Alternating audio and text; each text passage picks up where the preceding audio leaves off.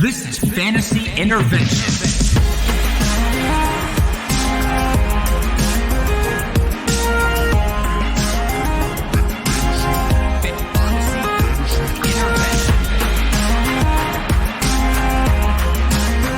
Now here to intervene with your fantasy life, Stephie Smalls and Chase Vernon.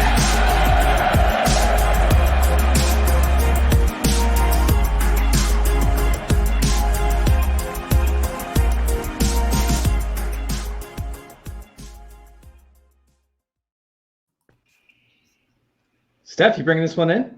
No, I just messaged you. You bring it in. What's going on, guys? Welcome on into, yes, another episode of Fantasy Intervention, coming right at your faces, right into the earlobes, just sneaking right in there, going straight into your brain. Of course, you have Stephie Smalls on the show with us today. It is her show, The Rehab Report, for Tuesdays. But we are joined by two phenomenal guests. We're going to start out with first, Jason Sarney. What's going on, man? How you doing? Hey, Stephie. Hey, Troy. How are every one of you guys doing? Good. Living life. One of my favorite people. Jason Sarney is hilarious. His sense of humor is so awesome. Is something that everyone should try to aspire to have their humor like. Such a cool guy. One of the nicest people on Twitter and diehard Dolphins fan. I interrupted you, but you could tell everyone where they can find you and what you have going on. Well, thank you, Stephie. No pressure. I appreciate the lead-in. Listen, I appreciate all you guys having me. I'm surrounded by greatness, and I'm not talking about the thing behind me. I'm talking about all three of you guys. You are rocking and rolling in this fantasy world, and I'm just living in it, frankly. And thank you for joining me in my Dolphin world all the time. You guys are really amazing supporters of the team. So, Troy, I know you're a Finn fan. But you guys are really Finn-friendly. And Smalls, Be careful about talking about my quarterbacks. I'm just letting you know. Yeah, we're very Finn-friendly until we get to the three-letter word that we won't even say. We don't even have to talk about it. We can just go to the four-letter word and go right to Troy, who you guys obviously know. He is in Join Our Circle, but he does a ton of other stuff. So, Troy King, tell the people. What's up? That was one hell of a transition, though, so I'll give you some credit for that. That was good. I was impressed. That was quick on your feet. So what's up, world? I am Troy King. I am not only part of Join Our Circle, but I'm also a writer for Ball Blast Football, and I'm one of the co-hosts of Fantasy Football Confidential. We air Wednesdays at 9 p.m. Eastern Standard Time in terms of live streaming, but yeah, I'm on Twitter a lot. You can find me at T King Mode. I'm always, doing something. So I appreciate everybody who's been rocking with me and supporting me. Oh, and yes. Get excited because we got Sugar Tits in the chat. Sugar Tits. Sugar Tits is one of the listeners and followers that has been following me since week 9 when I had my first rehab report. And he's always here. And it's so funny because Chase and I will be like, "Where's Sugar Tits?" And then he'll pop up. He's always there. He's awesome. So thank you, Sugar Tits. I absolutely love it. Make sure you guys go check us out, of course, on YouTube, youtube.com/fantasy intervention. Make sure you guys go hit like and subscribe. And I got an exciting announcement to make. Guess what we have? We now have pins. We got pins. I'm going to go to an ad soon. Fantasy intervention pins coming right at your face. And we have koozies. And we have stickers. Oh, my God. Stickers galore, right? So you guys can actually find all this stuff. Go show your love. Go show your support for Fantasy Intervention. FantasyIntervention.com. And go to get some gear. Go get loaded up on some Fantasy Intervention goodies. So, Steph, what do we have lined up for the show today? Yeah. So you guys know we kind of decided, Chase and I, mid-episode probably 2 weeks ago, that each week now we're going to kind of go into one of the injuries and talk about the myths and the facts. And because, you hear this injury-prone word and it's annoying as heck. This is a Twitter general manager word that just formulates out of nowhere. And so today we're going to talk about ACL. But before we do that, since it is the postseason and we have Sarney, and even I feel like the four of us have come from different stories as far as content creating goes. And I think that that's something a lot of people are looking into doing this off season. So I thought we could go around and just talk about kind of how we got into it at first. And we can start with you, Sarney, because I know I think maybe a lot of our viewers have never heard your story. Oh boy, I'll try to keep it with the abridged version. I've always been like a sports guy, quote unquote, in terms of going through the high school and college process. I always had that path. Did a lot of reporting at the university at Buffalo, and this was pre, Khalil Mack, pre Jarrett Patterson. This is when they were literally the last ranked team in college football. Not to really truly age myself, but I was on the field for their first ever win. Yes, Troy, the television was in color, and it wasn't that long ago. It was in about 2000, I believe, one. I know you know that I'm a little bit more on the older side of things, but I fell in love with just the whole reporting aspect. And then after working, at the NBA, got out of it a little bit, real world, and then missed it and got right back into things. And it really wasn't until around 2-3 years ago that I hopped on Facebook, created this fun orange Aquaman persona, thanks to my kids. Very quick little funny story. Yeah. I had no idea of doing any kind of Twitter handle or whatever. And then we're watching Lego DC superheroes or whatever. I'm a Marvel guy, not so much a DC guy, believe it or not. And my little guy, he was like 4 at the time, 3.5, whatever, said, "Daddy, is Aquaman a Dolphin fan? He's wearing orange." And then my eyes just went like that, and I ran to the computer, and then 3 hours later got yelled at for neglecting the kids. But here we are, just talking fins and loving life. I love that. That's so awesome, especially your kids being involved too. It's cool. That'd be a cool story too when they get older. Well, they have no choice to kind of follow in suit. My older son, Brandon, is an aspiring gaming YouTuber. He loves it, and he's not having the football bug just yet, but he's got the creation bug, so I love it. He could catch it. It's contagious. Oh, he's a fourth quarter fan. He comes in, he likes to see how I'm doing, and then that was like my brother growing up, but it was the Giants. So the fourth quarter was always exciting because they didn't play until the fourth quarter when he was growing up. So he always loved that. It's so funny. I think we have one of those children over there at Fantasy Intervention that's, into the gaming stuff that comes in the fourth quarter. Yeah. We're on Twitch now. All right, Troy, go ahead. Circle. It was my turn. So my story was interesting. So honestly, my fantasy story came from last year. So I didn't even know fantasy Twitter was a thing this time last year.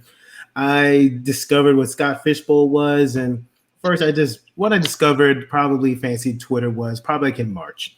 And then I discovered what the Scott Fishbowl was. I tried to get into that. I didn't get in. I got into the satellite, and I just saw a bunch of people tweeting about fantasy. And I thought originally that there's only like the big names, like the Matthew Berrys of the world and the CBS guys. I didn't know there was like this subdivision of fantasy analysts.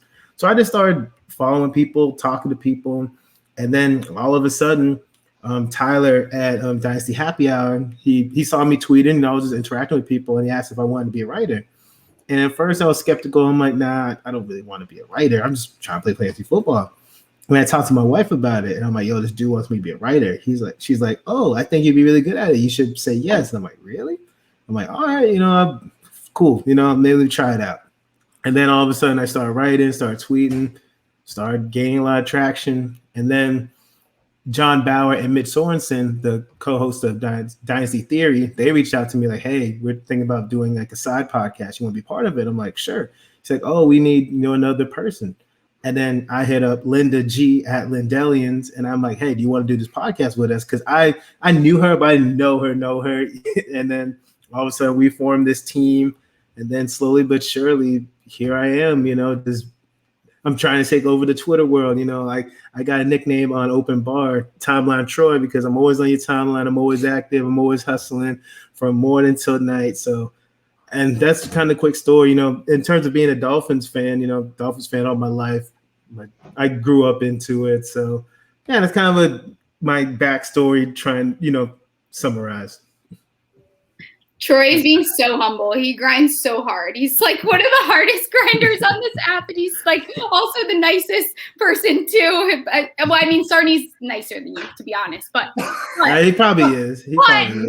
Stop. No, but Troy grinds so hard. You really do. Troy honestly is the hardest working man in this game, and that's just from start. What do you sleep?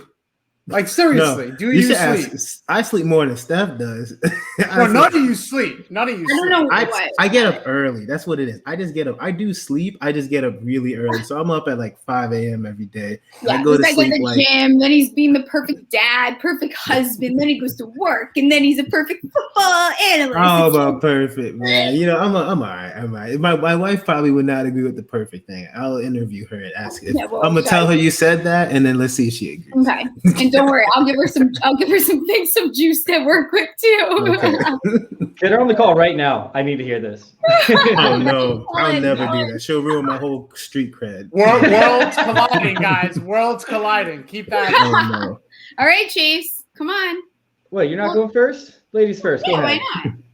Ladies first. You got it. Okay, I'll go first. That's fine. I was bored in quarantine, like most of us were, and I started tweeting. Had like no. Look at Chase's thing is my logo.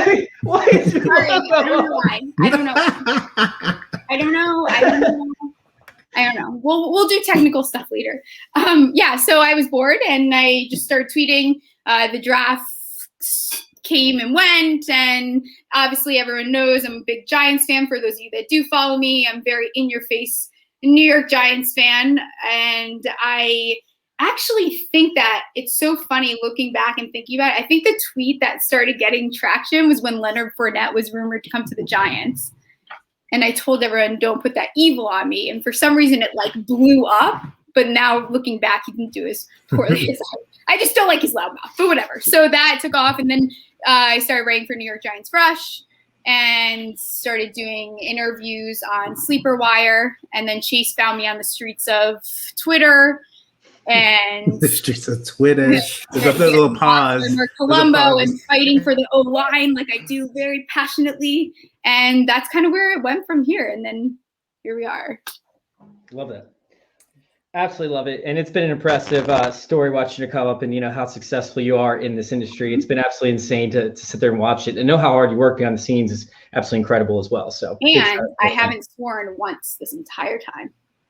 For this show? Are we allowed to do that? Or can we? Yeah, you're allowed to. No, okay, she's trying to get better at it. She actually did a show last week and she got all the way to the end. There was like 5 minutes left. And she ended up dropping. I'm going to do it this time. I have a note that says, do not say the F word. Oh, man. Oh, man. Oh, man. Chase, we need your story now. Yeah, come on. Right. But yours is like a long tail. Give them the Reader's Digest. Yeah, Cliff Notes. I loved Cliff Notes growing up. Well, yeah, of course. My dad was an English teacher. I had to. I hated reading. They put the scarlet letter on my desk, and I was like, I don't think so. That shit's too big. I did it. Oh, it's shit. It's not. Okay, go. I won't get too long and drawn out with this, but essentially I didn't even know the laptop around this time 2 years ago, about a year and a half ago. And I had no idea what I was doing. So I ended up buying a laptop from one of my friends and bought some equipment that I had no idea what I was getting, you know, online and just started recording. And it was mainly because of fantasy footballers Ask Me Anything that actually kind of encouraged me to do it. So anyways, I'm calling up my friends that I know that I play football with, and I'm like, dude, let's do this podcast. And he's like, yeah, let's do it. And then they show up for like one episode, and then they realize that they actually have to do like 4 or 5 hours worth of research in order to make sure that it sounds good because, you know, we're just starting out. I didn't want to sound like idiots. So, you know, essentially I pretty much went through like 10 to 15 different hosts that were my friends that just didn't stick. So, you know, I'm sitting there and I'm doing these podcasts. I'm doing about 6 or 7 a week, completely solo, and they were an hour long.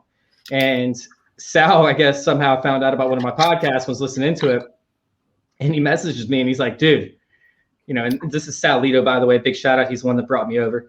But anyways, he's like, dude, like this podcast is actually really good. He's like, you know, it's on point. Like you didn't stutter. You didn't say one time. Like it's actually really impressive.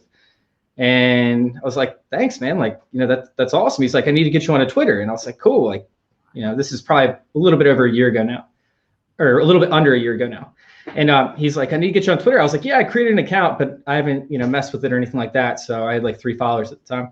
He's like, the only thing is if I bring you onto Twitter and I get your name out there, he's like, you can't say anything that you're saying on your shows. I was like, what do you mean? He goes, the stuff that you say does not belong on Twitter and it will not be taken very well. So you need to cut things back. I'll give you a couple months, you know, we'll get you fixed up. And if you come on the podathon and everything you're saying is on point, and I listened to another one of your shows and it sounds good. I'll promote you and get you up there. It's like, cool. So I fixed all my stuff, sent him another few episodes, and I'm like, hey, check them out. I'm a lot more tame than I guess I was. So he promoted me, ended up getting me over to Dynasty Happy Hour, same place that Troy started out with, which is why we're so close. And it was pretty crazy, like how quickly I caught on and started to grow. I mean, I was writing 4 articles a week, so that's all anybody ever saw was just my article, my article, my article. I think at one point they have a total of 12 articles that popped up on a page, and I had 11 out of the 12. So, that was my goal, was to actually take over the whole 12, and somebody messed it up. I think it was Taylor messed it up and hopped in and posted one like right in between my stream. It's like, no, I didn't get the whole page. But anyways, that's how I kind of made my name for myself. I ended up, they weren't able to keep up with my edits over there for my articles that I was writing. So I ended up going over to Dynasty Nerds as well, and I started writing for them. So I was doing about 4 articles a week for Dynasty Happy Hour, 2 articles a week for Dynasty Nerds. And then Dynasty Happy Hour ended up getting to a point where, they didn't want to keep running their website. They still wanted to keep their podcast because it's an amazing podcast, but they wanted to check out, they wanted to check off of the website aspect of things. So I had a few people come to me from Dynasty Happy Hour and they're like, hey, are you going to do anything with your company? I'm like, dude, I'm too busy writing articles. There's no way I'm going to be able to handle it. But I can't say no to anything. So of course, within like a few days, I had Fantasy Intervention as the background, and sitting there and looking at what, like 10 coworkers essentially when we first started, and reached out and grabbed a few more. And Mike and I were taking the Wednesdays by storm, and along with you guys over at FF Confidential, and it's kind of been just a I wouldn't say a dream since then because of the amount of work, but we're getting there. We're getting close. And it's something that, we're going to get there. We're going to succeed in this industry. So I'm very excited for what's to come. That was so nice, Chiefs. I want to go run through a war right now. That was a really good story. I feel very inspired right now. Oh, dude, you might just buy a pin. You won't. If you buy a pin, we're gonna make a bet where you're gonna have to buy a pin if you lose. I need a pin. I need to buy a pin. 100%. I want to turn it into something for the fantasy community. I want everybody to get pins. Pin collecting? And collect each other's pins and support each other by collecting their pins. And I think it'd be really cool. I'm gonna put mine on my denim jacket. I'm very excited about it. That's fantastic. That's like I think it's fun. Soccer. Yeah. Transfer the patches. That's great. Yeah. I can maybe change them, like how my mom wore brooches. I mean, my grandma, not my mom. Sorry, Mom. Let me to age you there, sis. Hey. But yeah, I might put it on my denim jacket. I don't know. But 2 follow-up questions for this is, if you had one piece of advice that you could give to people that wanted to expand, or I know Troy and I have been constantly, we're in group chats with people asking us tons of questions about how to expand, or just any advice that you could have for someone that was coming in, and then one thing that you're looking forward to this season so that we can wrap back into football. Sorry, you can go first. Troy, Troy, go ahead, Troy. I want to go first time. Let's swing it back to you. So nice. You're so nice. You're so nice. Too nice. I'm sorry. I'll be meaner. I hate you guys. Okay. Who are you, King? So in terms of advice, I always try to tell people you need to be authentic. So you have to find something that makes you stand out. One, just be yourself. Don't try to be like anybody else.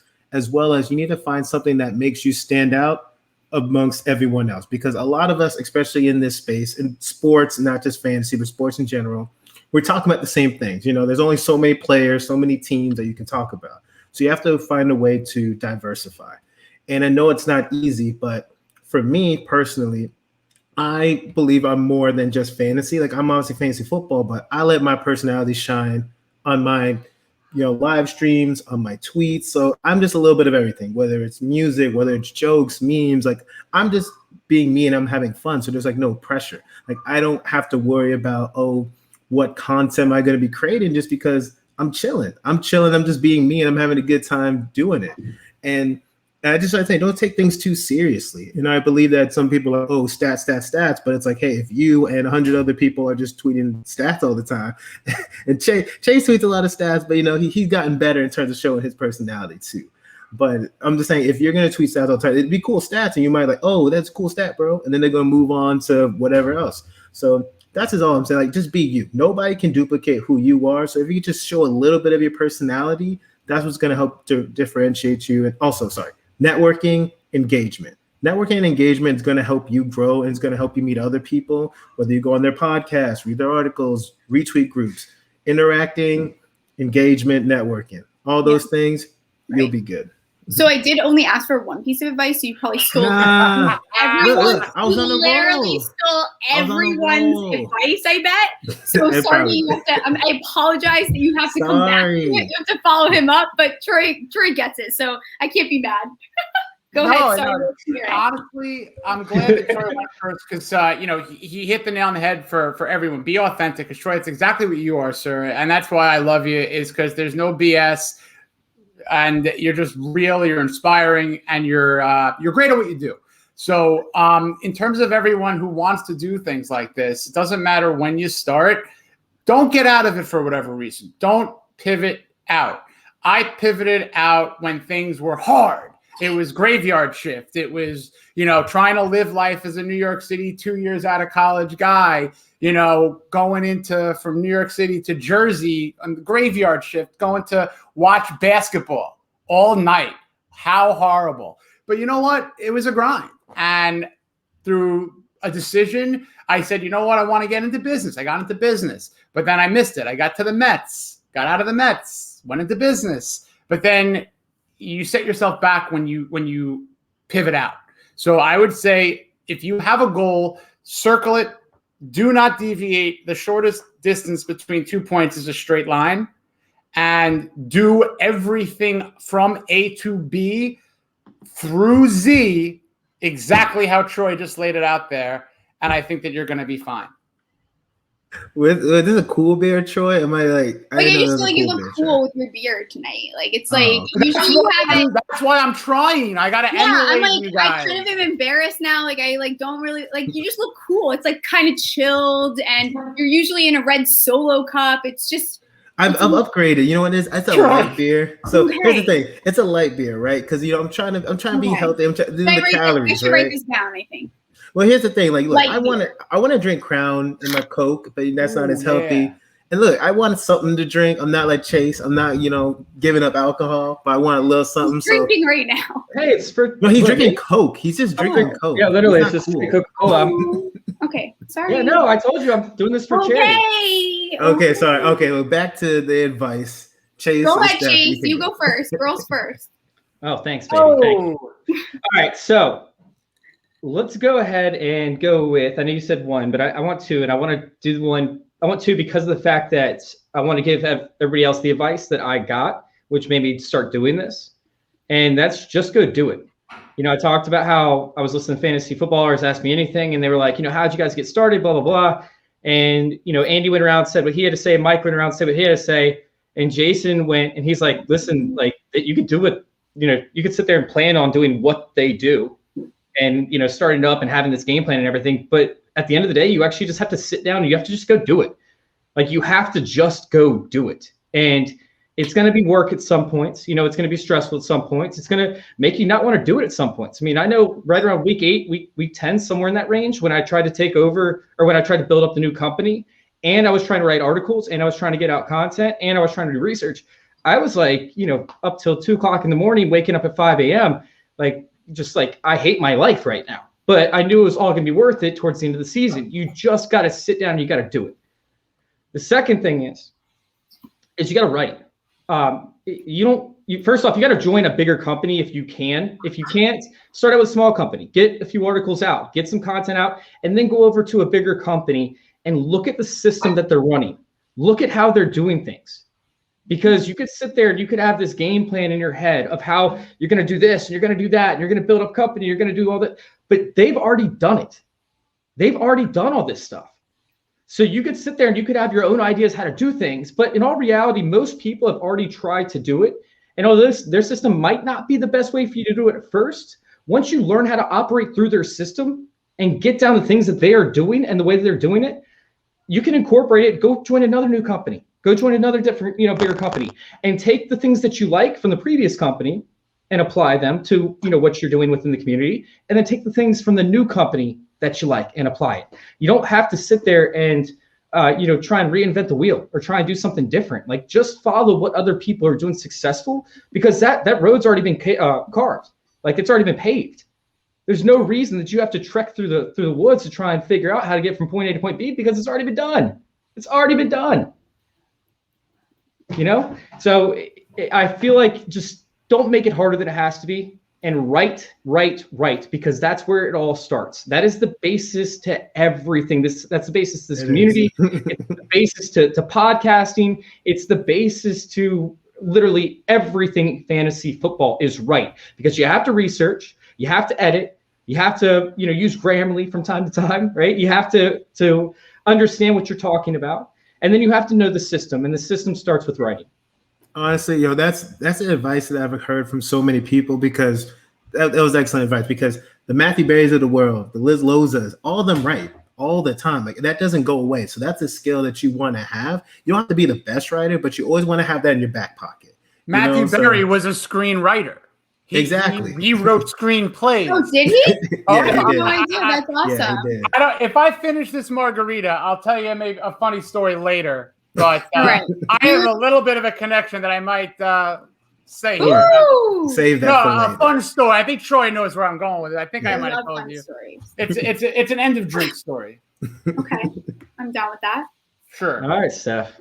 All right, What's your I'm gonna advice? make it quick, and then I'm gonna put our ad on so that I could just pull up my ACL stuff so that we can talk ACL. But I mean, everyone touched on every great things. Two things. One thing that I think didn't totally get touched on is having a support group.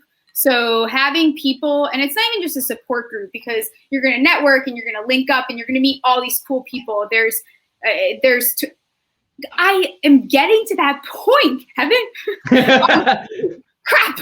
But anyway, so back to my point is, it's one thing to have a support group, but to have people that you really rely on, and people that you trust, and people that you can go to when it's not a good day, you feel like your writing sucks, so you feel like you have writing block. You need people that you can lean on, people that will be honest with you, and will really push you every day to be your best. And I think that that's something that's definitely, for me, I feel very fortunate. The people that I've surrounded myself in since I started picking up traffic and getting more followers and whatever, it doesn't even matter. But the people that I surround myself with are people that I feel like make me better and make me want to work harder. So that's definitely something. And then again, the personality thing is, I think no matter if you have 5 followers, I don't care how many followers you have, yourself is a brand. So be genuine to that brand. That's yourself. Be authentic to yourself. Put that in your writing, put that in your videos. And my big thing is don't say no to appearances. If you can go on as many shows as possible, do it. I mean, that's how I met all these amazing people, and I have so much networking, so many connections. So those are my 3. I said 2, but 3. Love it. Absolutely love it. I mean, it's something that getting in the industry can be easy as long as you have these guidelines that you kind of set for yourself. You network like Troy was talking about, you do say yes to every opportunity.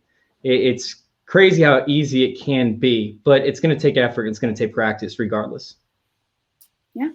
All right. I'm going to cut to our, what is it even called? Advertisement? Yeah. Okay. Advertisement, ad, Hey. Go to read. Okay. Got it. Ready to go. Come prop up on Thrive Fantasy this season. Thrive Fantasy is a daily fantasy show app for player props. They've eliminated the need to do countless hours of research because they only ask you about the top tier athletes. Choose 10 out of the 20 player props for the NFL options to build your lineup. Use promo code CIRCLE when you sign up today, and you will receive an instant match bonus up to $50 on your first deposit of 20 or more. For those of you who struggle at math, that would mean if you deposit 20, you will get 40, 30 gives you 60, 40 gives you 80, all the way up to that $50, $100 bonus. Again, use promo code CIRCLE to get that bonus. Download Thrive Fantasy on the App Store today or Play Store, or by visiting their website, www.thrivefantasy.com. Sign up and hashtag prop up today. I'm going to crack another claw before this.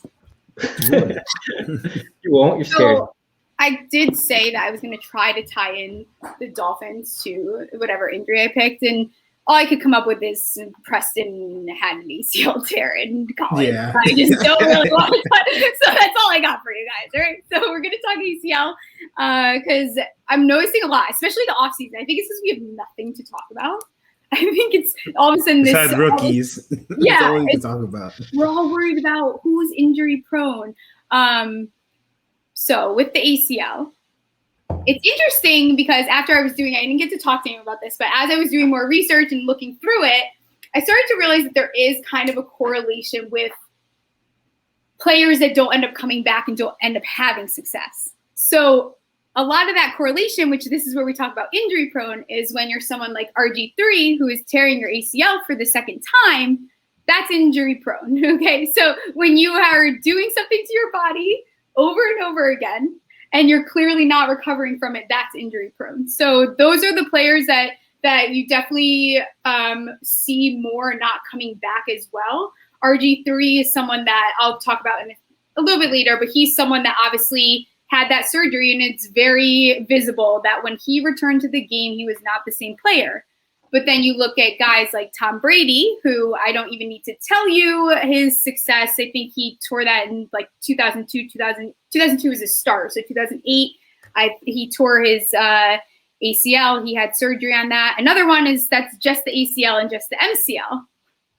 So we'll get into that. There's all these parts in the knee. That's the thing. Too much, so many parts, and people try to understand it. And if you don't actually look at the knee, you don't get it. So look up the knee, please. I'm telling you, it's so interesting how everything connects to each other and how they support each other. But so looking at research, I looked at a study, which I found today actually, and it's not the one that I used to do my Saquon article, which is interesting because the one I used for Saquon is a more recent one. So this was a 2001-2015 study. Any player that had a total reconstructive surgery, they had a full rupture, they had a 98.6% chance of having surgery. So when this happens, that's it. You're going to the operating room. There's really no way around it, period. But then it really was only 6.7% that had complications. Those complications were either, and this is split totally, is some kind of re-rupture or they ended up needing another surgery. But what I found interesting was with return to play, these players almost always come back, especially now. This is an older study, but now things are very advanced. Like things are laparoscopic and they don't leave as much damage like they used to. So arthritis isn't as big of a worry. And we'll get to Todd Gurley. Don't worry. I'm definitely going to touch on it. But it looked like only 2/3 actually competed at their highest level those 3 years following. So about only 5.8% were still playing after the 3 years were done from their surgery. So there definitely is a decline, but then you have to take into consideration quarterback, running back, wide receiver. 4/5 of these cases are the running back, wide receiver position. It's very demanding. That's how we see turf toe. That's why you see quarterbacks usually come back other than RG3, obviously. But you look at Tom Brady, Teddy Bridgewater, you could argue that maybe his career was more system-based if he didn't get traded. You could argue that maybe that's not necessarily from the injury. I would. Some people consider him a player that did not come back the same. I think that maybe it was more of his scenario and timing. He got the short stick on that one. I'm sorry, Teddy, but it's true. But you look at players like Adrian Peterson, and this is how you see things advance. And Adrian Peterson is someone that he got his surgery in 2012 and when he came back, though, that same year was his best year. I mean, this guy could not have picked up more accolades that year. He had a phenomenal year, but it's because they're doing more research now and we're learning, obviously, as with mental health and as things continue, is that there are psychological factors, your dedication to your rehab. So I think when we're looking at running backs, you have to look at it as a big picture. And then age comes into it also. That's another thing. So someone like OBJ, right? OBJ is probably 28 now. If I think I'm right. I may not be. Someone can fact check me. But someone like OBJ, he's 28. So study shows that players that are 25 years or less, when they come back, they have a much higher success rate because the body's younger, the body hasn't been hit as much. These are, and I've said this before in these reports, is the body is not, I mean, there's wear and tear. These are not normal people. The four of us are not going out to the grocery store getting tackled by 400-pound men every day. So this is not like a normal behavior for the body. They have to be in like awesome shape. I mean, it's definitely very situational, but age is definitely a very, very big part of this.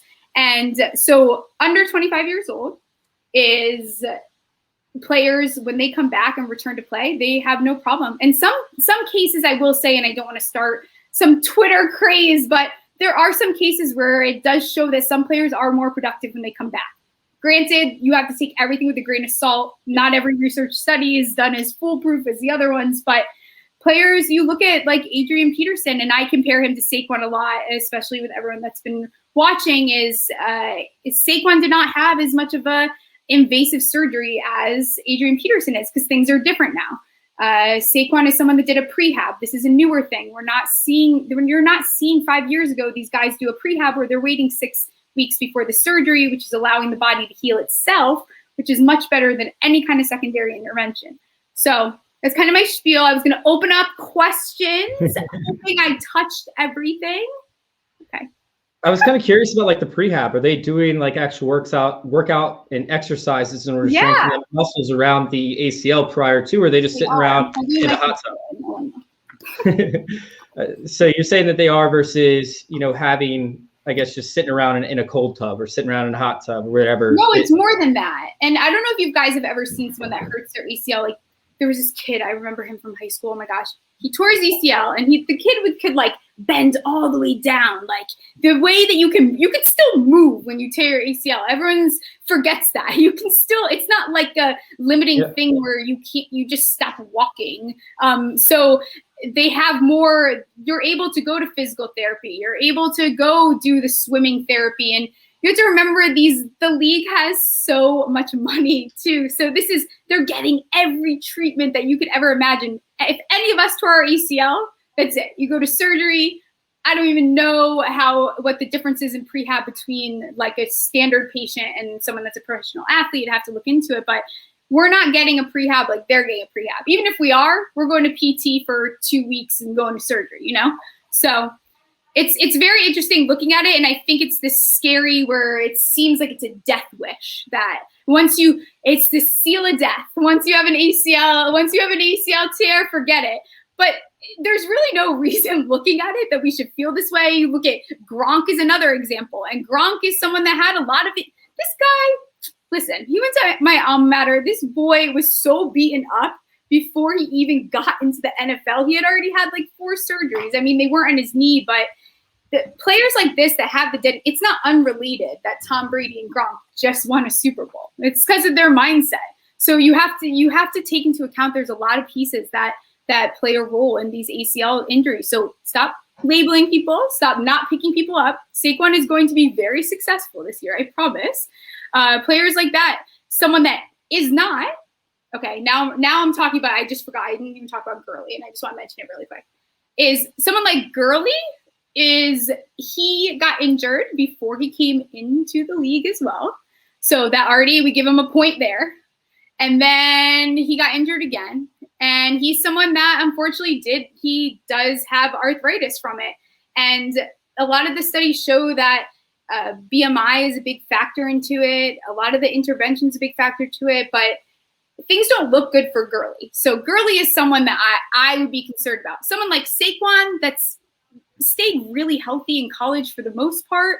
You don't worry about him. He's obviously a very dedicated kid. No bias aside, but he is, everyone knows that. I don't need to even say that. So, but people like Gurley, where we're seeing this up and down behavior as far as playing goes, he's someone that you worry about. I mean, he obviously is not doing well. His BMI, I looked it up the other day. It's way higher than it needs to be for the players that do have success when they have arthritis. So he's looking at, I mean, like, as I'm looking, it just doesn't look pretty. I don't want to put a number on it in case I get fact checked later, but things don't look good for someone like Gurley. So you're telling me that obviously having stronger muscles and more muscles could relate in more Chase. torque to the. Chase, don't. Like there was a comment. I don't even know. That was the stupidest comment in that I know. Facebook group. Yeah, that was Okay. horrible. Sorry. So we got a Anything that will comment make earlier it in the better. Facebook group about how stronger legs would lead to more ACL tears because of the torque that was put on the ACL. Like it was just crazy. AJ Dillon is screwed. Yep. I guess that's it. I love AJ Dillon. Sidebar. No, I love him. I do too. Love Absolutely. AJ Dillon. And just speaking on that, since I'm going back to thinking of Saquon's quads right now, is you need to, so a lot of these players too, is they abuse them. If you don't have support for a player, he's going to get hurt. You can't rely on one player on the team. It's not unrelated to Saquon's high ankle sprain the year prior. It's because he's the only person that's playing the game. Yep. The body can't take that. So it's really important for teams to have a solid backup. I think most of the teams do a very good job with it. Obviously not my own, but that's a whole nother podcast. So yeah. I actually wrote an article last year as to where I could see running backs start to team up, kind of like NBA players, where they don't take the max contract that they could actually get. They take a contract that is a little bit, under, very similar like Melvin Gordon, for example. And they actually try and team up with other superstars. Kareem Hunt, Nick Chubb's another example. So that way they don't put their bodies at risk because of the fact that they want to play a longer career, right? They want to sit there and elongate it and make sure that they are keeping themselves healthy. They don't want to see 350 carries a season. So I think that it could become a thing in the near future as to where we start seeing these players communicate with each other and they're like, hey, let's go play for this team together. We know that they use a running back by committee, and we can end up going there and really make a huge impact. And I really strongly believe this could be a thing, especially with the money that the running backs are making now. Back when I wrote this article, there was only 3 positions that didn't have 4 more players that made over double digits in the millions for their salary per year.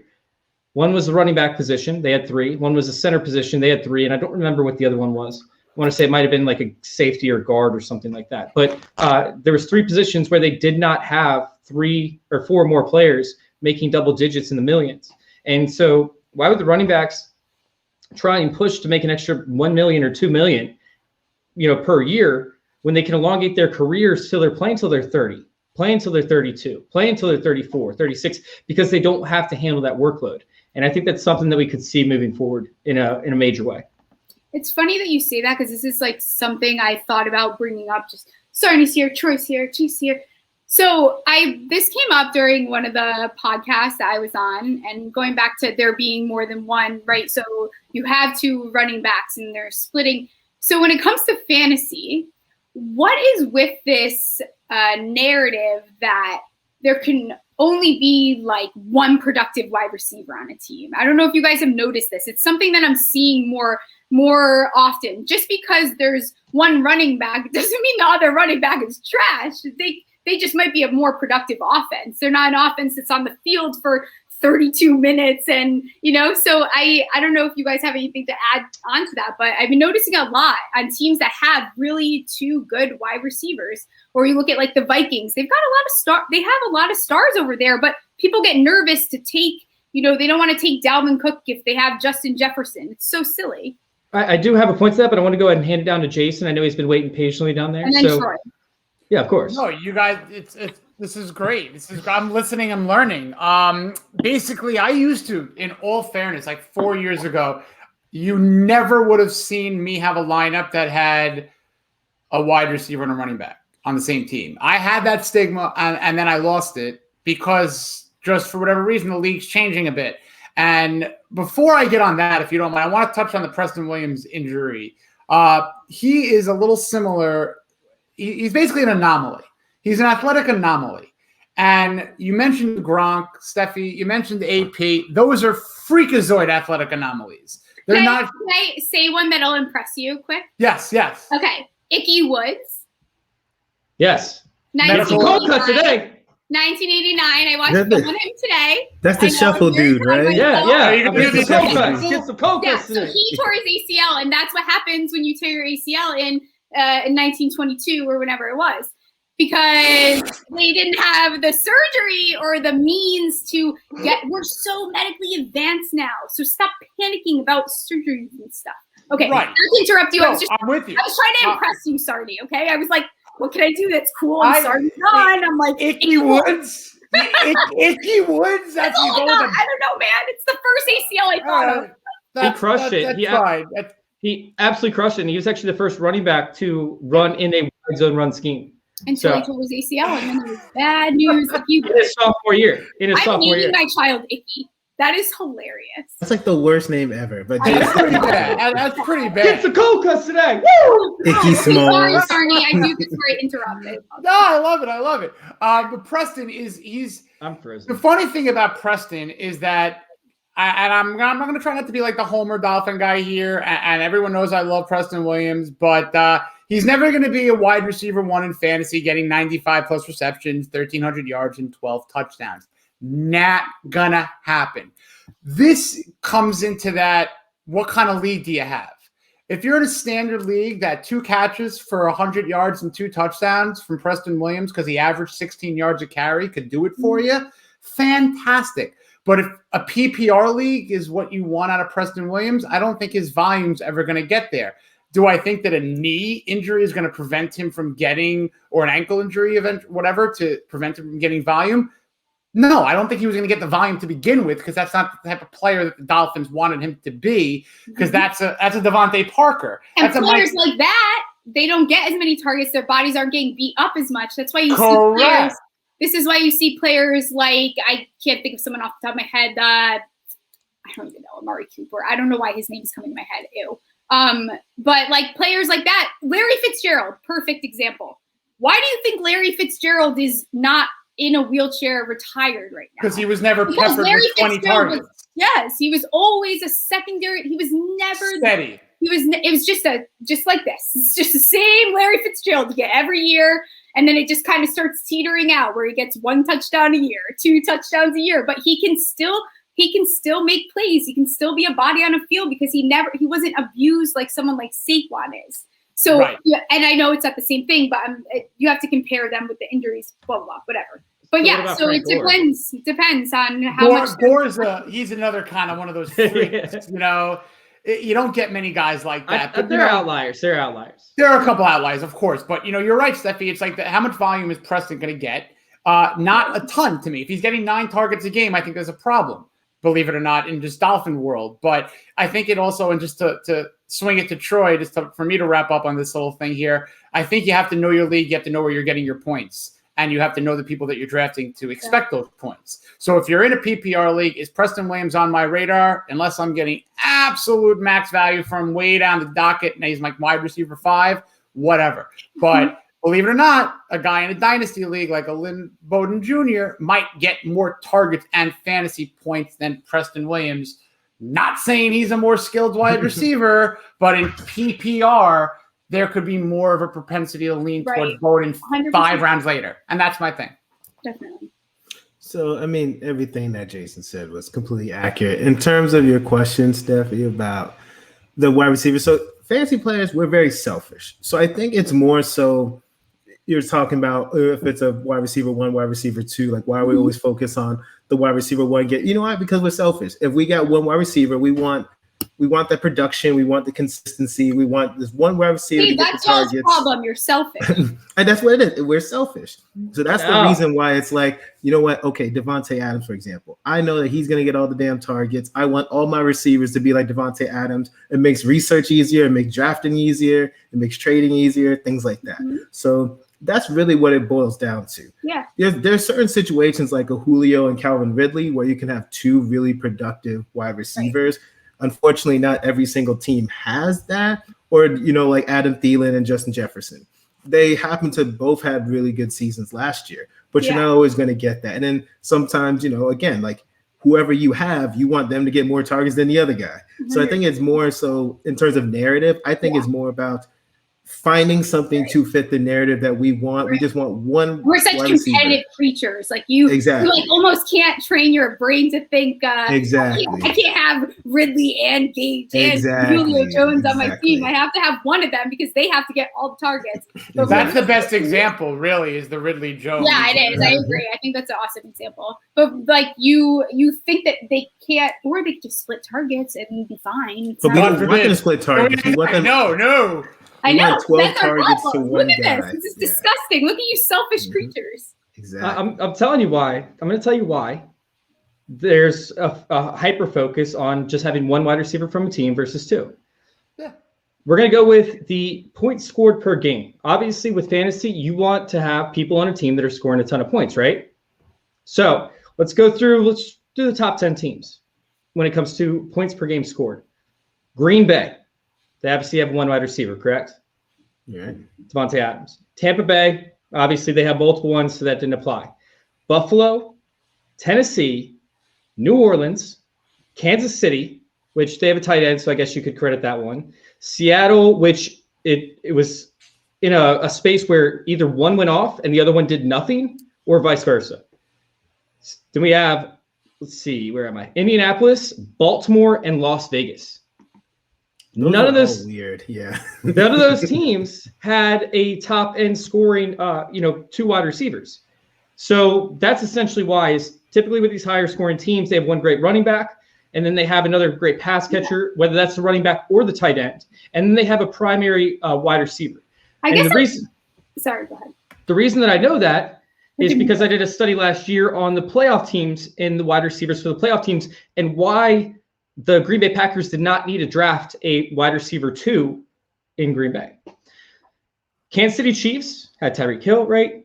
They had the San Francisco 49ers, didn't even have any wide receivers at the time. I believe Deebo Samuel was, was a rookie and wasn't really doing anything. We have, let's see, the Tennessee Titans again, the Houston Texans. Obviously, Will Fuller was hurt. And they had DeAndre Hopkins, the Ravens, Titans. I already said them. Seahawks, we sit there, we go and we look at, teams that are actually overly productive. They typically don't have a second wide receiver.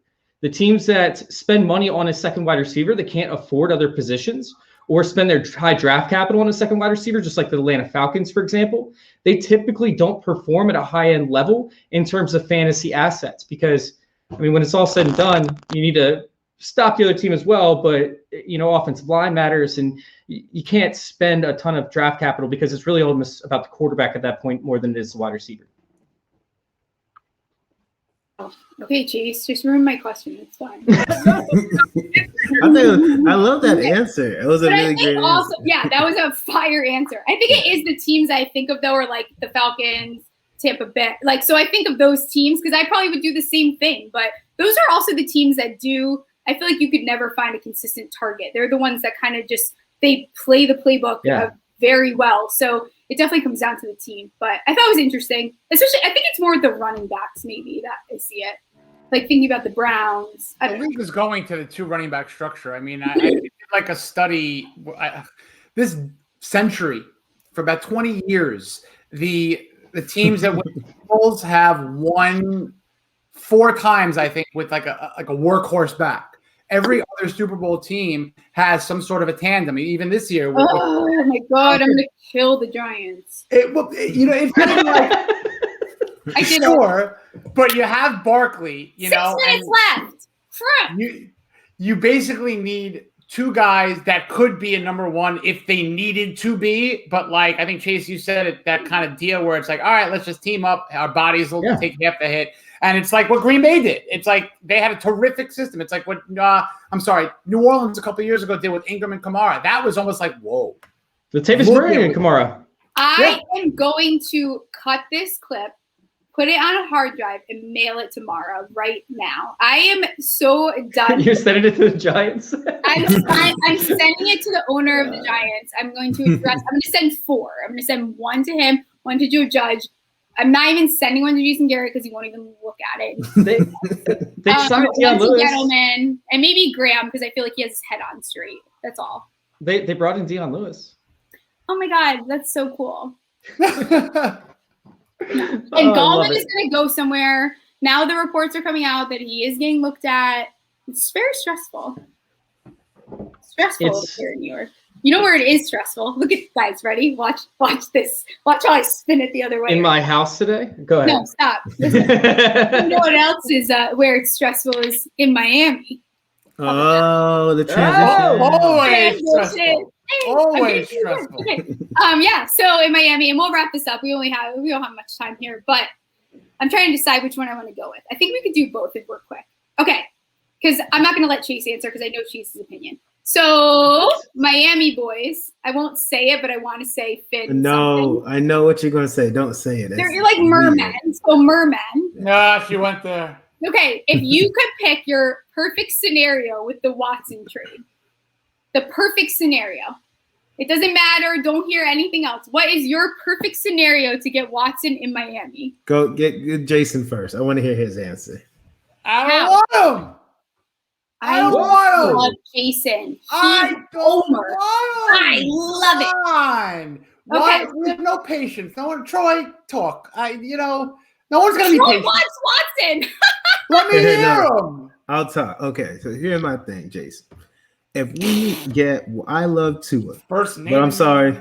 Yeah, Tua is not Deshaun Watson. I'm sorry. If we get Deshaun Watson, we're Super Bowl contenders immediately as soon as he gets there. In terms of the division, right? You're not wrong. And we You're got to not deal wrong. with now the Bills, because I thought that once Tom Brady left, okay, that was an opportunity to take over the division, and all of a sudden the Bills want to get good this year, and Josh Allen, obviously, it's going to be tough. With the draft and free agency, we can compete with them. Hopefully, I trust in Brian Flores and Chris Greer to make the right moves in the draft and free agency. Are we going to be better than the Bills? I don't know. If we had Deshaun Watson, then that would make things a little bit more clear. My dream scenario is that we trade, if we're going to trade, right? The only realistic scenario that I think would get Watson would be Tua, the 3 and the 18. That's the only thing. Are we stopping at 60? We stopping dead at 60? All right, good. I'm gonna you make good points, but basically here's my short of the long. Wait until you guys hear the keep trade cut. The short of the long is Go ahead. Watson's terrific, no question about it. But what has happened in Houston since he's been there? The rest of the team, the depth, the line, the this, the that, might not be set up for 10 years of success. That guy didn't have a Super Bowl ring because he didn't have a consistent ability to have a defense and a running game, or both a little bit in between. It was all him at a lot of times. He also had 2 phases of the career, the pre-injury, the post-injury. Steph, that's a whole Marino study for you, the pre and the post-injury. He's on my list. Man had 2 separate careers. I got caught up, and that's why it was like he had the 80s and the 90s. But what this organization has been doing since they decided to get Tua is build from the ground floor up, and it's too quick to pull a plug on what they're trying to do is build long-term success. And if they do make the trade, it's essentially, and I hate doing it, it's doing this. Didn't work. And I don't think Chris Greer wants to do that because the rumors were, Miami's in the fray for Brady. No, in the fray for Gurley. No, in the fray for Gordon. No, in the fray for AB. No. The Dolphins will say, you know what? AB, here's 10 cents. Nope, you want 15? Goodbye. And that's basically Chris Greer. He's going to kick the tires, and I'm sure that if we say or if we hear that Miami sent an offer, sure, Miami sent an offer. I want to buy a Rolls Royce, but guess what I'm going to offer? not what it's cost. Now I'm going to see if someone's stupid enough to give me what I want for something that I don't want to pay for. If only B.O.B. was there, we'd be good. Well, right. But the fact of the matter is it ain't going to happen because we already saw what the market is. So what Chris Greer is going to do is build. And I think Tua does not have to be Deshaun Watson. He certainly does not have to be Dan Marino. He's got to be a combination and just before. He won't. No, he's no one's going to be. What's the market? What's the market?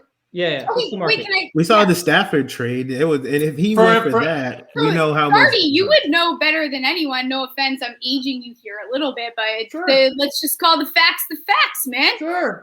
Great. 90. Do you remember 90? Like around 96, when the cap situation was kind of like this, and you saw players where it was like 1 year deals. That was the worst year of my fandom. I'm going to tell you why. Because my Miami Dolphin favorite team was 94, 95, those 2 seasons. And 3 of my favorite players left because of salary cap reasons. But they all said if they're not Irving Fryer, Troy Vincent, Marco Coleman, Brian Cox. I was 15. There you go. And basically I know. I got literally a lesson in sports business. I could not fathom that these guys weren't Finns anymore, and it became a new team. But yeah, basically that stuff happens, you know? Yeah, and I've been obsessing over it, and a lot of people really do think that this year is actually going to be worse than that year. The free agency is not going to go how people think. No one can pay Aaron Jones what Aaron Jones is worth in this economy, guys. Like, people are not getting paid the way that they want to get paid this year. So it's gonna be a very weird offseason. We're gonna see players. It's gonna be so interesting. I've been talking to Chase about how many times have I said 96, you think? Not as much as I said, hey, guess what? We have pins. Did you guys know we have pins? Okay, one last question, and then we'll wrap it up. Wait. What? No, Chase had a question. I had a question. I raised my hand. Fine. God. No, I want to know, like, if we could, see a package designed around Xavier Howard, because the Texans need help on defense, and you guys have a lot of defensive pieces. Stop. Leave him alone. I'm saying you guys can replace it with younger pieces. Yeah, you guys can replace it with younger pieces in the secondary that can fit the bell curve of the age production for where you guys are trying to build and go towards. Try and find a young, stud guy in the secondary. And you guys don't want to give away draft picks because you guys need these draft picks to replenish your defense as a whole and to find the replacements of the members on the defense in the front 7 that you guys signed from New England over this past year. Right. So you guys need these draft picks. So is there any player on your roster that you think could be an asset that New England could, or I'm sorry, that the Texans could value? Maybe even Gesicki, Howard would make more sense. How funny would it be if JJ Watt goes to Miami after all of this? Doubtful. It would be hilarious. I know he's not going to. He's not going to, but I would love it. You make a good point, Chase. You really make a very good point because, look, I'm not going to really be the guy to throw together the Madden trade and say how cool it looks because it makes sense. Yeah, no, I do that a lot. No, that's not if you're looking at assets, sure, and you want to see if you can keep, as many draft picks as you want.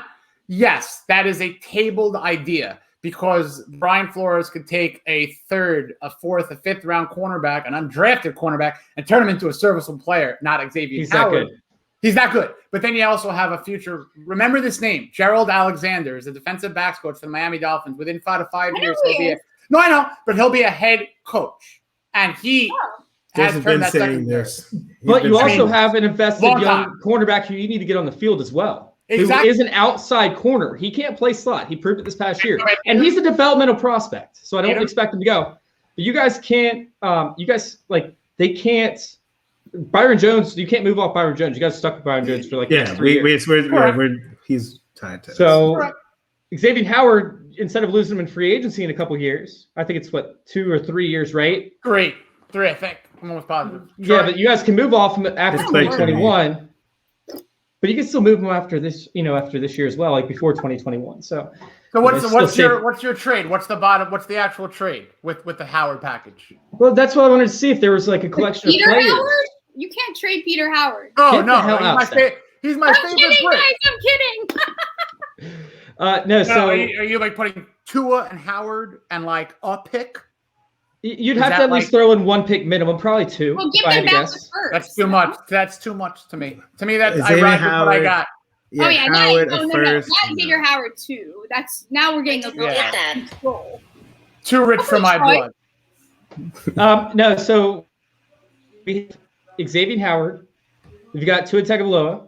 We've got the late first and the second. Third. No, that's a lot. I would do that in a heartbeat for Deshaun Watson. You're talking about Troy. You just said you'd become an immediate Super Bowl contender. Yeah, but I like my pack. I don't want to give up.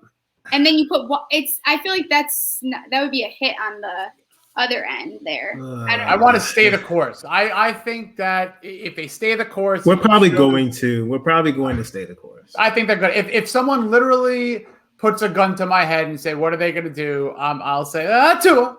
Sam Darnold. Sorry. Okay, weird. I think they're going to stay. Weird flex. Hold. Weird flex. Darnold is not going. Ew. What? I'm just kidding. I literally just want to throw out the worst name possible. Last question. I'm just kidding. So this is like a perfect scenario in Miami. Keep, trade, cut. You have Tua, Watson, and ready for the last one? Dak. Oh boy. Because Dak is a pretty story in Miami. Let me tell you. I would like that. Look, if I gotta be honest, I'm gonna. Who are you keeping? Come on. Don't worry about Sarney. Don't look at Sarney. Come on. I'm cutting Tua. Woo! She literally posed this question just to hear you say that, Troy. I know, and I hate it because I know she did that on purpose. You. Okay, thanks for watching. And I didn't even finish I'm kidding. She doesn't care. She just wanted to hear you say cut. I just wanted you to say that. Keep Watson, trade Dak. Okay, Sarney. I mean, I'm keeping Tua, or else I'm saying BS the whole time. Get out, dude. You would not take Tua over Watson. Well, because you have to look at the actual what it comes with. I want a team. I love my defense. I'd like it to be a top 3 defense, maybe 2 or 1 for the next 5 years, realistically, with keeping people together. Because you don't need an Aaron Rodgers. You don't need a Russell Wilson with this defense. You need to score 19 to 24 points per game. That's where they need to be. And they need to be an Eli Manning. If only you guys had someone like Eli Manning. Tua over Eli. Okay.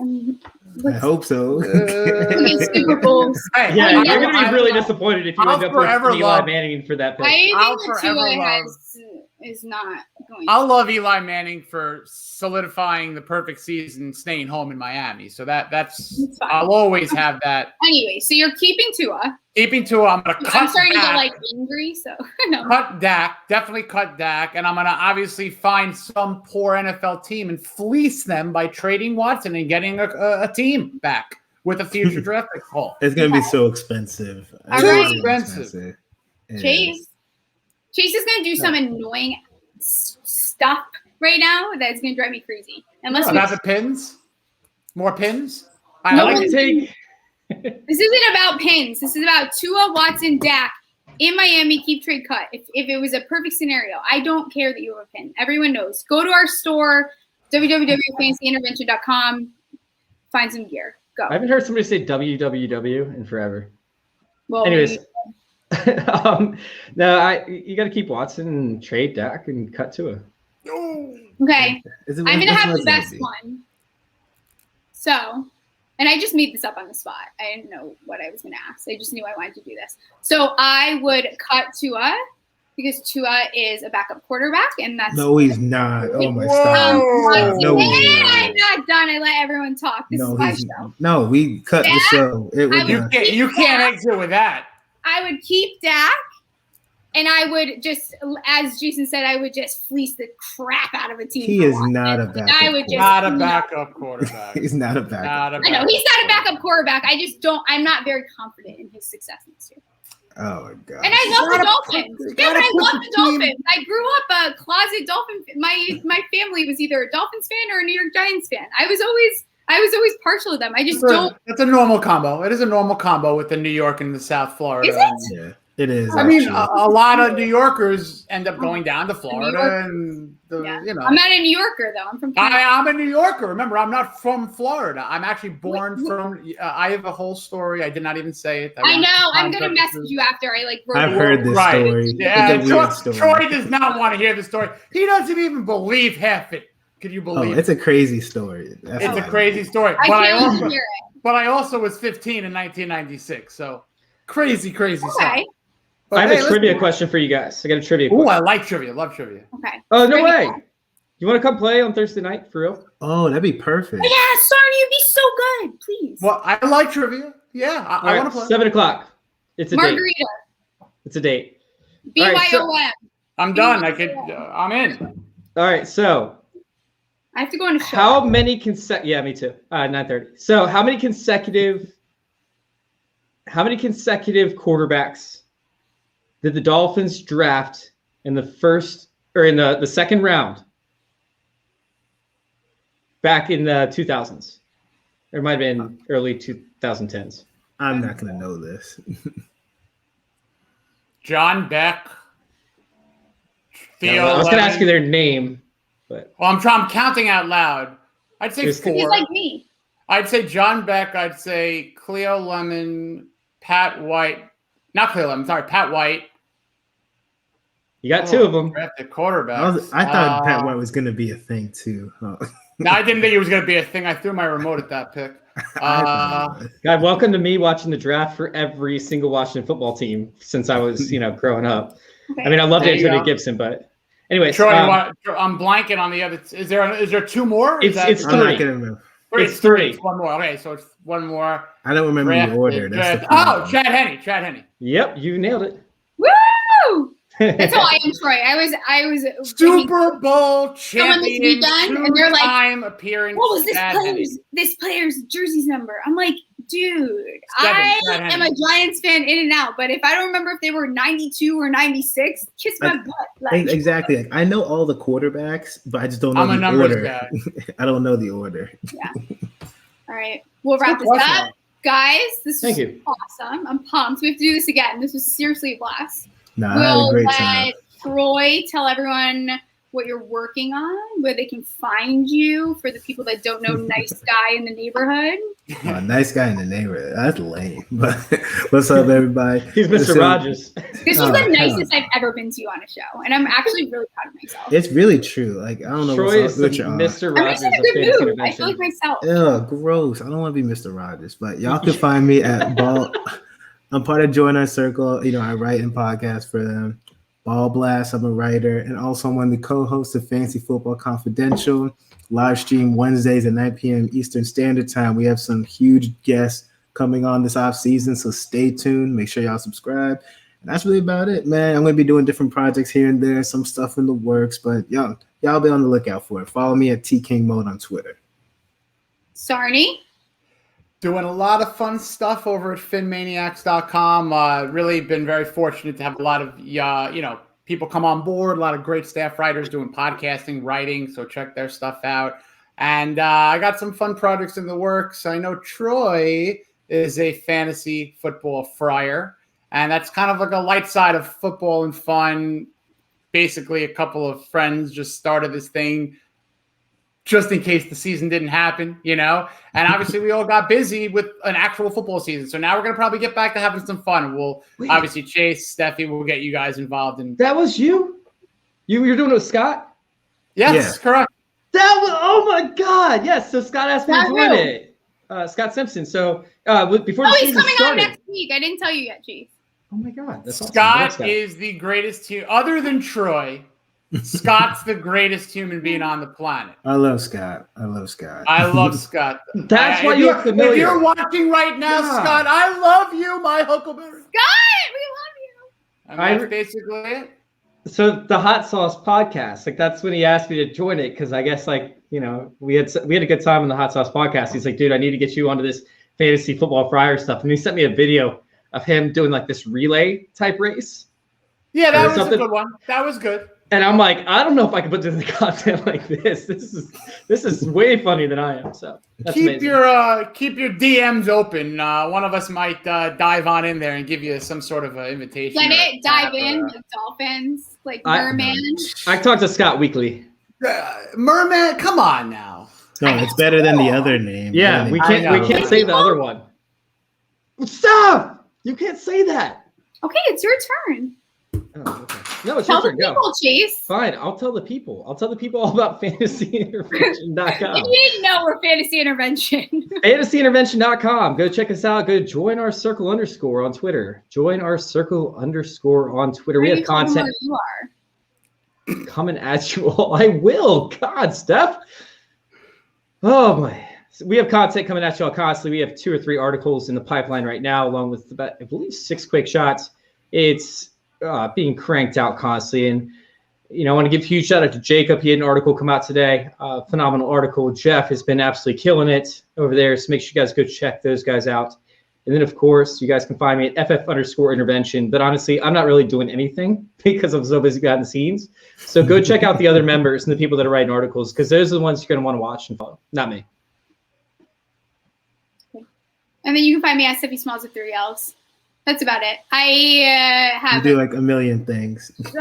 coming out about Saquon. Chase doesn't know yet that I deleted part 1 so that they're unable to edit it fully. I just didn't like the way that I looked cross-eyed, so it's just like deleted it. And I'm gonna read at the beginning, and it's fine. But then I'm also writing an article. I'm gonna try to put all this ACL. My idea is after these rehab reports every Friday to kind of drop like a article on the injury that I covered. And I'm also working on arthritis one that goes alongside with this, because I know we're gonna have a lot of Todd Gurley questions. But that's it. Yeah. Find us at Joiner Circle _ if you didn't hear us say it 17,000 times. Let's go. Let's go. All right. Thanks for coming on, guys. Thanks so much for having me, Wait, guys. This was a blast. and you have to start it, Chief. Thank you guys for tuning in. And thank you guys for letting us Intervene with your fantasy football life. We're out. Oh, this is a new thing y'all do. No. I did it!